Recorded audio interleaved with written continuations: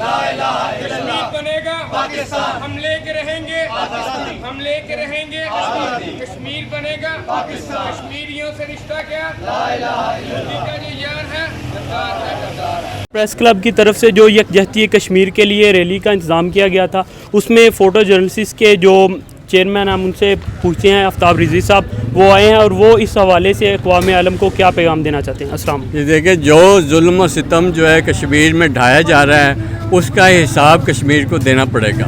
مودی نے تو جو ستم ڈھا رہا ہے، جو کچھ وہ کر رہا ہے اس کا پھل وہ اسی طرح کاٹے گا جو وہ بوئے گا۔